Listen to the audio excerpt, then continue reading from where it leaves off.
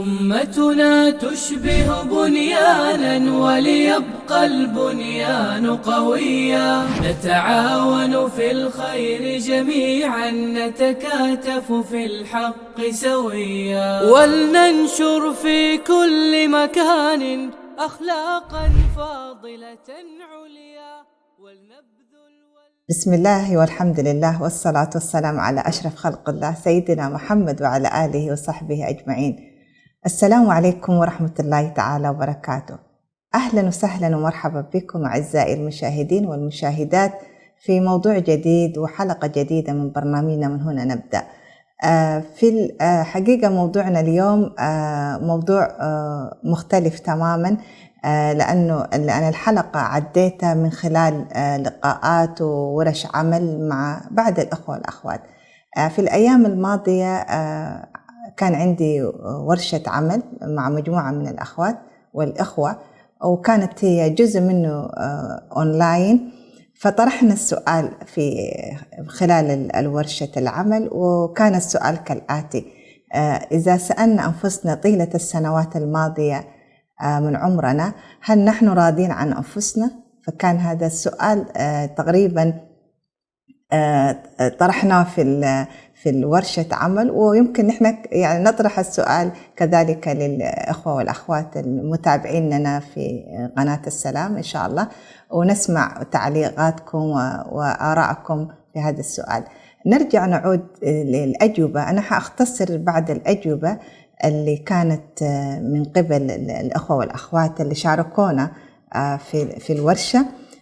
واحدة من الأجوبة كانت يعني أخت تقيم في دولة من الدول الأوروبية، تقول: نعم، أنا يعني تجربتي خلال السنوات الماضية أنا عشت في هذه الدولة قرابة 25 عاما، لكن أنا ندمت كثير يعني في الأيام والسنوات اللي مضت من عمري، ولم أحقق فيها الكثير من الأشياء والأهداف اللي أنا لما يعني جيت في البلد المقيمة فيها حاليا يعني. وسبحان الله يعني حتى أبسط الأشياء إنه أنا أجيد اللغة بطلاقة ما تمكنت منه يعني. إجابة أخرى يعني، وكانت من المشاركين واحد من الأخوة سبحان الله يقول هو عاش في دولة واحد من دول الخليج، الآن تقريبا 30 سنة هو في الدولة اللي يعيش فيها.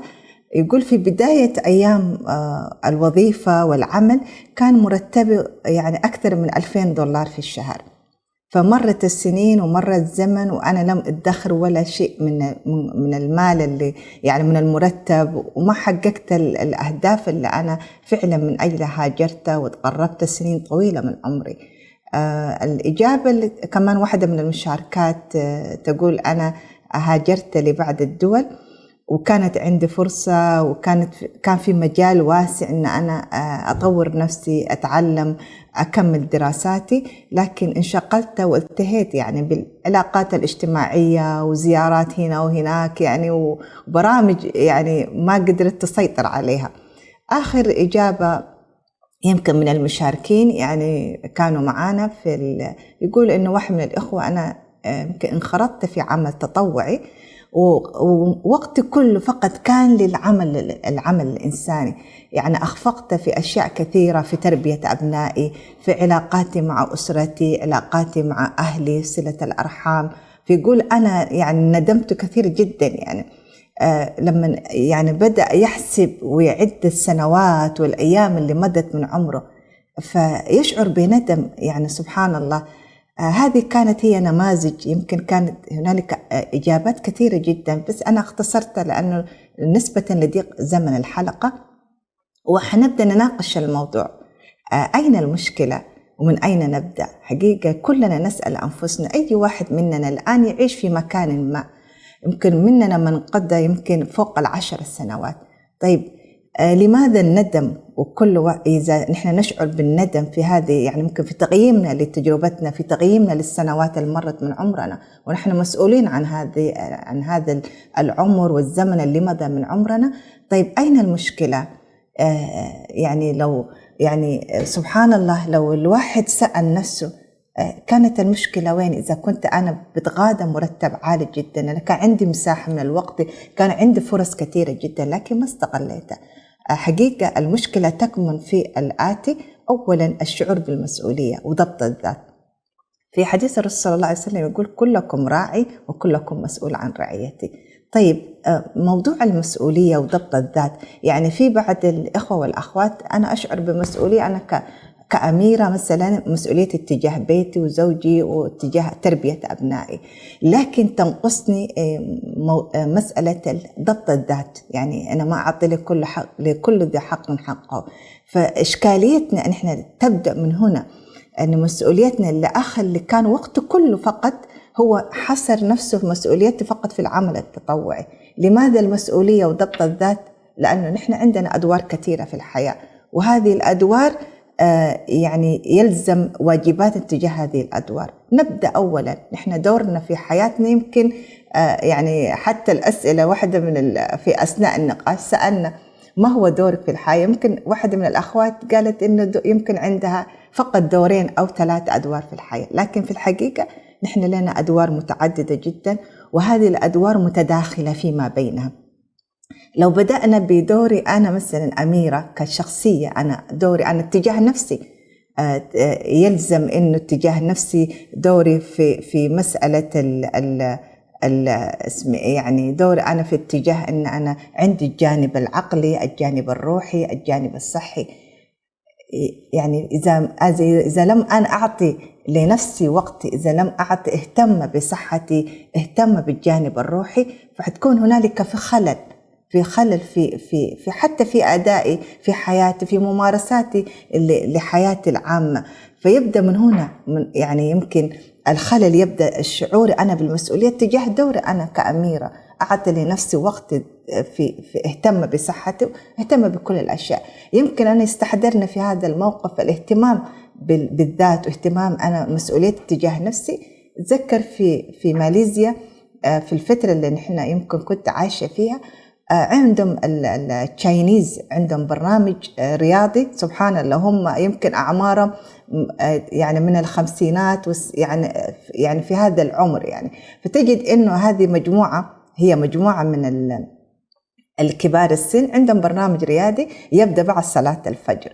فيبدأ يمكن عندهم من الساعة كاملة، من الساعة 7 لحد الساعة 8 صباحا، تجد هذه المجموعة تمارس الرياضة، وسبحان الله برنامج ثابت. يعني لو قارنا هذه العادات، هذه السلوكيات، هذه الممارسات الحياتية، أحيانا للأسف لما نحن نقارن بالمسلمين نجد إن إحنا العكس. يعني تجد في الوقت ذاك الواحد ممكن يكون وقته كله يقضيه في النوم، حتى سبحان الله الممارسات اليومية بالنسبة لنا يكون فيها خلل، وبالتالي تداخل المسؤوليات، تداخل الأدوار بيحدث عنه هو في نهاية المطاف تجد إنه الواحد يقيم نفسه خلال اليوم. هذا فقط أنا دوري كأميرة. مثلا لو بدأت أنا في ذاتي دوري اتجاه نفسي، فبيكون هذا الخلل اللي يحصل في مسؤوليات اتجاه نفسي اللي ينتج عنه الندم بعد فوات الأوان، إن أنا ما نظمت وقتي، ما نظمت يعني مسؤولياتي، ما استفدت من كل لحظة، من كل وقت. سبحان الله. نأتي دور آخر، دوري أنا الآن فقط عندنا الدور الأول اتجاه ذاتي، اتجاه نفسي، اللي فيها جوانب عدة. أخذنا الجانب الصحي، الجانب العقلي، أن أنا أوسع من مداركي، أتعلم مهارات جديدة، أكتسب علوم ومعرفة خلال الفترة اللي أنا يعني عندي لها مجال. أحيانا سبحان الله تجد الواحد عنده وقت كافي لكن ما يستقل بالطريقة الصحيحة. الجانب الروحي اللي هو الجانب الإيماني. نأتي لدور أنا أميرة كزوجة، مسؤوليات اتجاه زوجي، اتجاه بيتي، كيف يعني يكون عندي دور في استقرار الأسرة، في تربية أبنائي، دور أنا كأم، ما هو دوري أنا يعني. فسبحان الله تجد إنه من الأشياء فعلا نحن نعيشها في حياتنا اليومية الآن. يمكن تجد إن الأم هي مشغولة بالأكل بالجانب المادي فقط وبالرعاية، لكن بيكون هنالك تقصير أو في إهمال كبير للجانب الروحي بالنسبة للأبناء. اهتمامنا، وإحنا خاصة نحن الآن يمكن في عطلة الصيف تجد أن كثير من الأسر يكون يعني بس همها الشاغل أنه الجانب الترفيهي، ويعني بيكون يعني سبحان الله الوقت ال3 شهور عطلة الصيف ما يكون هنالك برنامج واضح، وما يكون هنالك فعلا خطة واضحة للاستفادة من هذه العطلة الصيفية.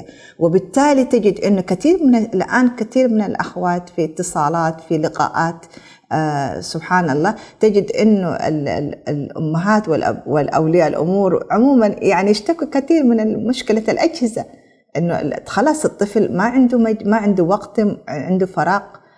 طيب لابد إنه وقت الفراغ إذا لم نشغلهم حينشغلوا بالأجهزة. والآن هذه واحدة من التحديات التربوية الناس اللي تعاني منها في كل العالم يعني. هذا الدور نحن الآن فقط يعني مثلا بدأنا بدورنا، نأتي للدور الآخر إن أنا أميرة كأخت، أميرة عندي أخواني أخواتي، مسؤوليتي تجاه أسرتي اللي هي ممتدة. نأتي لمسؤوليتي تجاه والدي، وهذا اللي يمكن يعتبر من الأشياء الهامة جدا.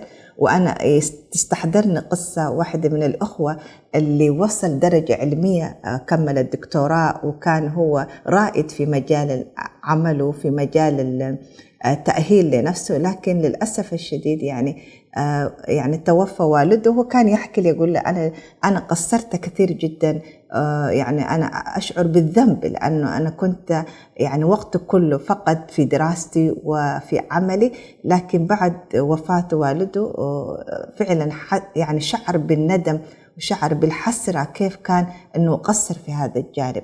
هذا هو اللي نحن دائما نناشد، يعني يمكن بما أن هذا البرنامج برنامج تربوي، برنامج إرشادي، نحن نحتاج أن نقيم أنفسنا، نحتاج أن نقف مع أنفسنا وقفة صادقة حتى لا يأتي وقت ونشعر فيه بالندم.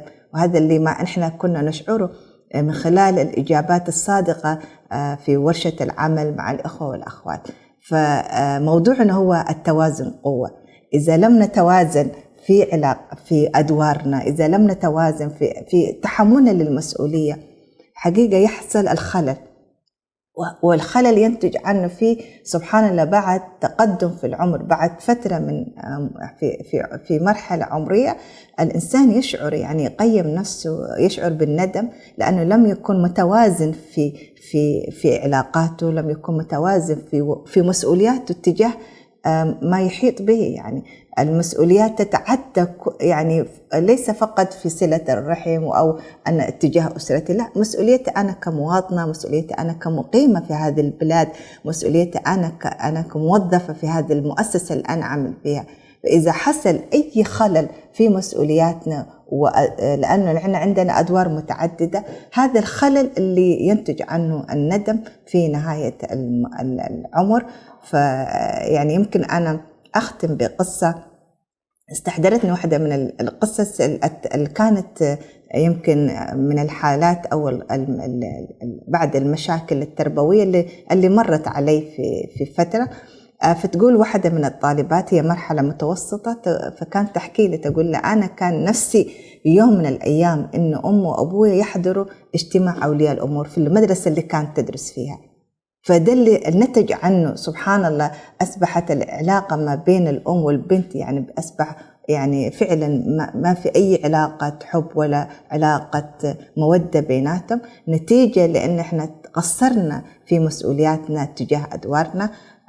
إن شاء الله يعني نكمل حديثنا الجزء الثاني في موضوعنا التوازن قوة، وإلى أن نلقاكم نستودعكم الله، والسلام عليكم ورحمة الله تعالى وبركاته. أمتنا تشبه بنيانا وليبقى البنيان قويا، نتعاون في الخير جميعا، نتكاتف في الحق سويا، ولننشر في كل مكان أخلاقا فاضلة عليا،